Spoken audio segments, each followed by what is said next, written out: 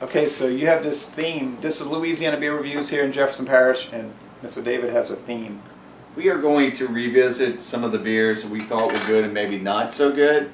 And the first one we're looking at is Palate Wrecker by Green Flash.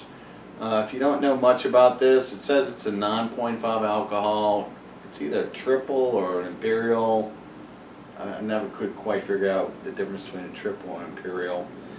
Maybe someone can educate me on that. But the IBUs are way up there. It's 100.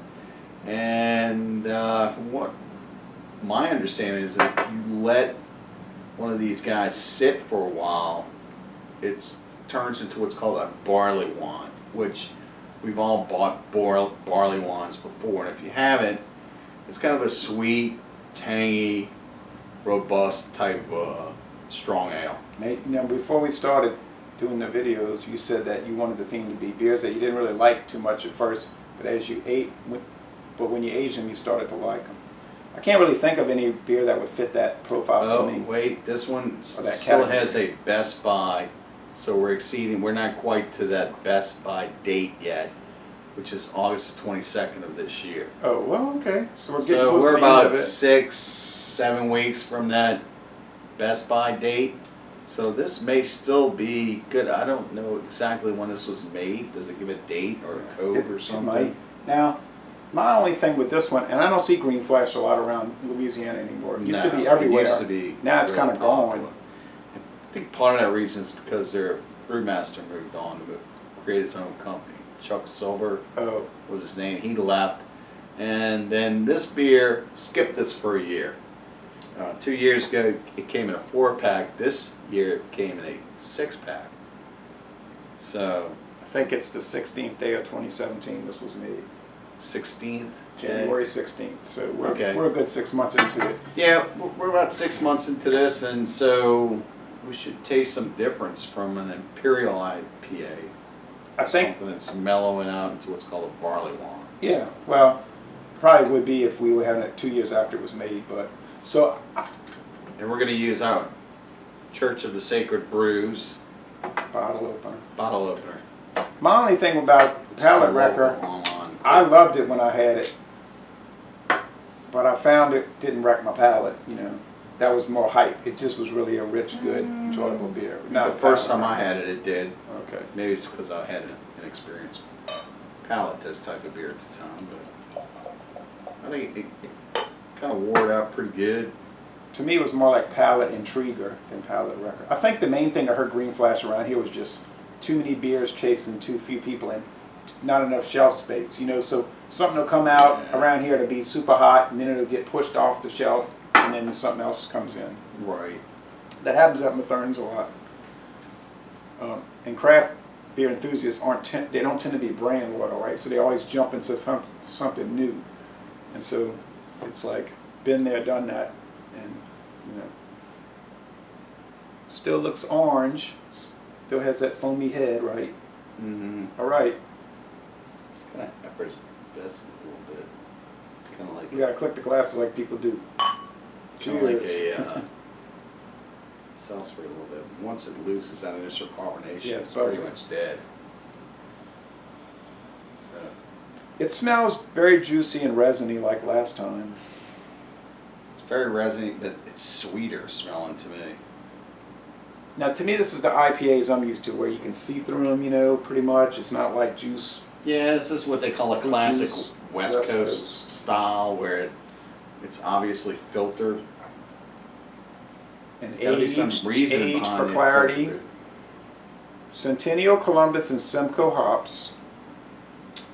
Complex double brewing process of mashing and sparging with hopped wort and special hop layering techniques.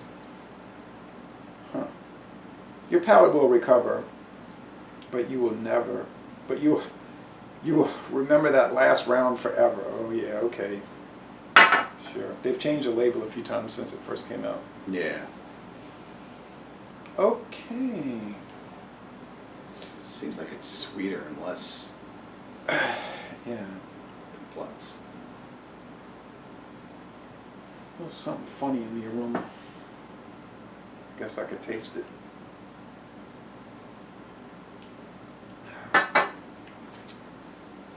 definitely mellowed out. I'm tasting. He's got a video running about the history of Heineken. I'm tasting no bitterness. Just a slight, maybe bitterness way on the back note. So the hops are dead. And, Yeah, but with these kind of beers, though, as you drink on that 6 ounces, you'll notice that the bitterness will kick in. Like it'll become more bitter as you drink on I it. got a 6.5. I think you got 5.5. Okay. So the bitterness tends to develop as you drink on the amount. Maybe it would be more of that case if it was a full 12 ounces we were both drinking, but Maybe if we warm it a bit. I remember this beer not being too expensive Ooh. when it was at Mathern's. Now that was a few years ago. I think I paid 16 for 6. So That's expensive, but for a single it wasn't too bad. I don't. nah, Maybe it was. singles got it for a while. I don't remember, but I don't remember thinking, "Whoa, this is too high." No, I think they're black. The dark one was kind of high. Okay.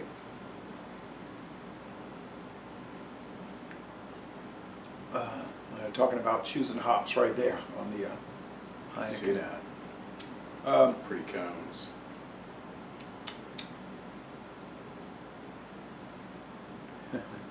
Chopping them down. It's a lot of sweet malts It's malty. with some hop bitterness in the background. It's pretty tangy and bitter though. I think somebody new to IPAs would be appalled by it. They would say, "Oh, it's so bitter," you know. To me, I don't think it's quite a barley wine yet. No. I'd put it along the lines of a dead IPA that tastes like a strong ale. So To me, you never have tried It's that very Valentine. drinkable. You never have tried that Valentine Burton. I did. But I thought I only gave you one. You went and bought some more. No, I think we traded off 3, 2 or 3. I know Mike Peters got one. He was hot to get one, so we made a trade, and then you. But I thought I wanted to keep 4 of the 6-pack I think I traded you some Norwell for it. because I was pretty jealous of having it.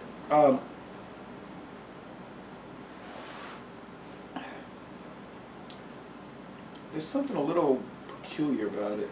I can't put my finger on it. The body's kind of thick,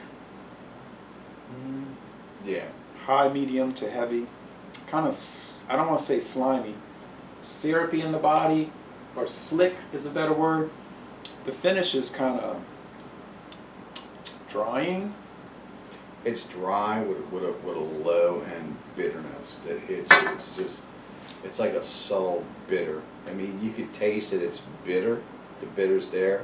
It's just kind of a creep fall into the bitter, and it just kind of washes itself out. Think, You know what I mean? yeah, and I think Maybe that's the hops is dying.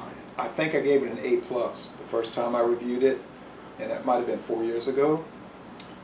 Aged, I'd give this like a B because I don't know. Maybe we didn't age it long enough. Maybe we should visit this again in the next 6 months. Say when it gets good and cold. So you say you got it caught. Christmas time. You got it caught in the middle. I think so. I think I do believe you're right. It's just all the hops have kind of worn out on it. We left with this danky little bitterness at the end and this huge sweetness. Maybe it is trying to become a barley right now. We just didn't let it age. I'd go A- in this case. I think fresh, it would be dynamite because those hops would be really alive. If you'd had this in January, it'd have been a hot beer though, you know, kind of hot. Oh, I have it. But it's still pretty hot, 9.5. I don't think I have them now. Um, I've been aging them. 9.5%. Mm-hmm. This is the kind of beer I would age 5 years, but I have not had good luck with those 5-year agings. They all tasted like old and just old. They tasted old. Unless the company can guarantee it'll last that long, I wouldn't age that I have long. 4 more beers. Or if it's in a can, I would do it in glass. I'm sorry, I have Oh, can, yeah. I have 5 more beers that I'm doing a 5-year age on. Oh, Bigfoot. 2 Bigfoots, Old Stock Ale, Yeah. Santa Claus, and there's one more, I can't remember. I'm not expecting, I don't have a whole lot of confidence in what I'm going to get. All right, so thanks for watching this video production. We'll look at another one. Goodbye. Good. Y'all come on down to Louisiana.